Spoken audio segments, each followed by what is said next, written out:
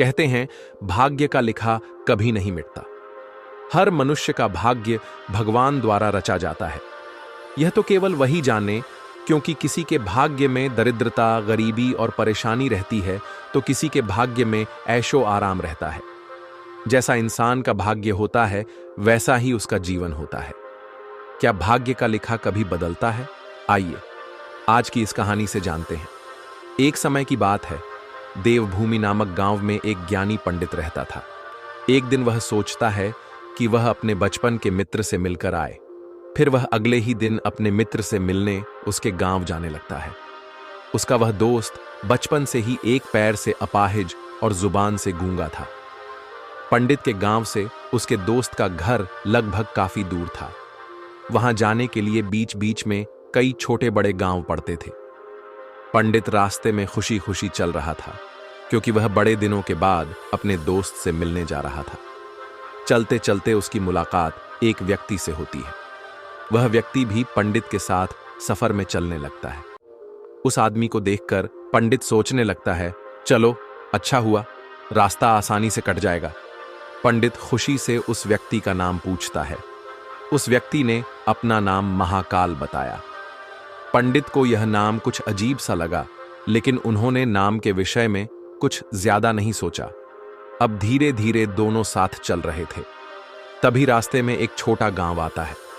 गांव का प्रवेश द्वार आते ही महाकाल ने पंडित से कहा, आप आगे चलो, मुझे इस गांव में एक कार्य है। मैं वह कार्य समाप्त करके आगे आपसे मिलता हूं। पंडित ने कहा, ठीक है, और वह वहां से चलने लगा। कुछ ही देर बाद खबर फैली कि किसी व्यक्ति को बैल ने कुचल दिया है। जैसे ही बैल ने उस व्यक्ति को कुचल दिया, ठीक कुछ देर बाद ही महाकाल पंडित के पास वापस आ जाता है। फिर दोनों चलना शुरू कर देते हैं। चलते चलते दोनों एक गांव के मुख्य द्वार पर पहुंच जाते हैं। गांव के बाहर एक बहुत ही बड़ा और आलीशान घर दिखाई देता है। वहां पर आराम करने की सुविधा काफी अच्छी लग रही थी। पंडित के दोस्त का घर अभी भी वहां से दूर था, और रात होने के कारण पंडित ने महाकाल से कहा, रात होने वाली है, सारा दिन सफर करने से तुम भी थक गए होंगे और भूख भी लग रही होगी, तो यहां पर हम भोजन करके यहीं विश्राम कर लेते हैं और आगे का सफर अगली सुबह जारी रखेंगे। महाकाल ने कहा, ठीक है, मुझे भी यहां पर किसी को कुछ पैसे देने हैं। तुम भोजन करके आराम करो, मैं थोड़ी देर बाद आकर भोजन कर लूंगा। इतना कहकर वह वहां से चला जाता है। लेकिन उसके जाते ही कुछ देर बाद गांव में धुआं उठता हुआ दिखाई देता है, और देखते ही देखते पूरे गांव में आग लग जाती है। पंडित ने हैरानी से सोचा, यह महाकाल कुछ तो गड़बड़ है। जहां पर भी जाता है कोई ना कोई अनहोनी जरूर हो जाती है। यह व्यक्ति कुछ तो अजीब है। लेकिन फिर भी पंडित ने महाकाल से कुछ पूछना उचित नहीं समझा। अगले दिन सुबह होते ही दोनों फिर से अपनी यात्रा शुरू कर देते हैं। कुछ समय बाद आगे एक और गांव आ जाता है। महाकाल ने फिर पंडित से कहा, आप आगे चलिए, मुझे इस गांव में अपने मित्र के भाई से मिलने जाना है। मैं उसे मिलने के बाद आपको आगे रास्ते में मिलूंगा। यह कहकर महाकाल वहां से चला गया। लेकिन पंडित इस बार आगे नहीं गया। वह वहीं खड़ा होकर महाकाल को देखने लगा कि वह कहां जाता है और क्या करता है। तभी थोड़ी देर बाद लोगों की चिल्लाने की आवाज सुनाई देने लगी कि एक व्यक्ति को सांप ने काट लिया है और उसकी मृत्यु हो गई है। ठीक उसी समय महाकाल फिर पंडित के पास पहुंच गया। लेकिन इस बार पंडित से रहा नहीं गया और उसने महाकाल से पूछ लिया, तुम जिस भी गांव में जाते हो वहां कोई ना कोई अनहोनी जरूर हो जाती है। क्या तुम मुझे बता सकते हो ऐसा क्यों हो रहा है? तब महाकाल मुस्कुराते हुए पंडित से बोला, आप तो मुझे बहुत ज्ञानी मालूम पड़ते थे, इसलिए मैं आपके साथ चलने लगा था, क्योंकि ज्ञानियों का साथ बहुत अच्छा होता है। परंतु आप अभी तक नहीं समझ पाए कि मैं कौन हूं। पंडित ने कहा, मुझे पहले से ही शंका थी कि तुम कोई आम व्यक्ति नहीं हो। अगर आप ही अपना परिचय देते तो मुझे समझने में आसानी हो जाती। तब महाकाल ने जवाब दिया, मैं लोगों के प्राण हरने वाला यमदूत हूं और यमराज की आज्ञा से लोगों के प्राण हरण करता हूं, जिसकी उम्र पूरी हो चुकी है। पंडित को पहले से इस बात की आशंका थी, फिर भी महाकाल के मुंह से बातें सुनकर पंडित कुछ क्षण के लिए घबरा गया, लेकिन फिर भी हिम्मत करके पूछा, अगर तुम सच में यमदूत हो तो मुझे बताओ, अगली मृत्यु किसकी है? महाकाल ने बड़ी सरलता से जवाब दिया, अगली मृत्यु तुम्हारे उसी मित्र की है जिससे तुम मिलने जा रहे हो, और तुम ही उसकी मृत्यु का कारण बनोगे। यह बातें सुनकर पंडित सहम गया और सोच में पड़ गया कि अगर सच में यह यमराज का भेजा हुआ दूत है तो उसकी बात भी सच होगी और उसके कारण मेरे बचपन के सबसे अच्छे मित्र की मृत्यु हो जाएगी। तो अच्छा ही होगा कि मैं उससे मिलने की बजाय वापस अपने घर चला जाऊं। कम से कम मैं अपने मित्र की मृत्यु का कारण तो नहीं बनूंगा। महाकाल ने मुस्कुराते हुए कहा, तुम जो सोच रहे हो वह सब मुझे पता है, मगर तुम्हारे अपने मित्र से मिलने जाने से नियति नहीं बदल जाएगी। तुम्हारे मित्र की मृत्यु तो निश्चित है और वह आगे ही कुछ क्षण में घटित होने वाली है। महाकाल के मुंह से ऐसी बातें सुनकर पंडित को झटका लगा, क्योंकि महाकाल ने पंडित के मन की बातें पढ़ ली थीं, जो कि एक सामान्य व्यक्ति के लिए संभव नहीं है। अब पंडित को विश्वास हो गया कि यह महाकाल सचमुच यमदूत ही है। जब पंडित को यह पूर्ण विश्वास हो गया कि महाकाल सच में यमदूत है, तो वह घबरा गया। वह अपने मित्र की मृत्यु का कारण नहीं बनना चाहता था, इसीलिए वह पलटकर अपने गांव की तरफ वापस जाने लगा। लेकिन जैसे ही पंडित वापस जाने के लिए मुड़ा, तो उसने देखा कि उसका मित्र तेजी से उसकी तरफ चला आ रहा है, जो कि पंडित को देखकर अत्यंत प्रसन्न दिखाई पड़ रहा था। अपने मित्र के आने की गति को देखकर पंडित को ऐसा लगा कि जैसे उसका मित्र काफी देर से उसका ही पीछा कर रहा था। लेकिन वह बचपन से ही गूंगा था और पैर से भी लंगड़ा था, इसलिए ना तो वह पंडित को आवाज देकर रोक पाया था और ना ही उस तक पहुंच पा रहा था। लेकिन जैसे ही वह पंडित के पास पहुंचा, अचानक ही जमीन पर गिर पड़ा और उसकी मृत्यु हो गई। पंडित एकदम से हक्का बक्का होकर महाकाल की ओर देखने लगा, जैसे कि वह पूछना चाह रहा हो कि आखिर यह क्या हुआ। महाकाल पंडित के मन में उठे हर प्रश्न को समझ गया और बोला, तुम्हारे मित्र ने पिछले गांव में ही तुम्हें देख लिया था और वह वहीं से ही तुम्हारा पीछा कर रहा था, लेकिन गूंगा और लंगड़ा होने की वजह से वह तुम तक नहीं पहुंच पाया। उसने अपनी पूरी ताकत लगाकर तुम तक पहुंचने का प्रयास किया, लेकिन बुढ़ापे में बचपन जैसी ताकत नहीं होती, इसलिए उसे दिल का दौरा पड़ गया और यही उसकी मृत्यु का कारण बन गया। वह तुमसे मिलने के लिए अपनी सीमाओं को तोड़कर तुम्हारे पीछे भाग रहा था, इसीलिए अपने मित्र की मृत्यु का कारण भी तुम ही कहलाओगे। अब पंडित को पूर्णतः विश्वास हो गया कि महाकाल यमदूत है और उसका कार्य जीवों के प्राण हरण करना है। लेकिन पंडित एक समझदार व्यक्ति था। वह यह भी जानता था कि मृत्यु पर किसी का वश नहीं है, सबको एक न एक दिन मरना ही है। यही सोचकर उसने अपने आप को संभाल लिया और अचानक ही पंडित के मन में अपने मृत्यु के बारे में पूछने की भी इच्छा हुई।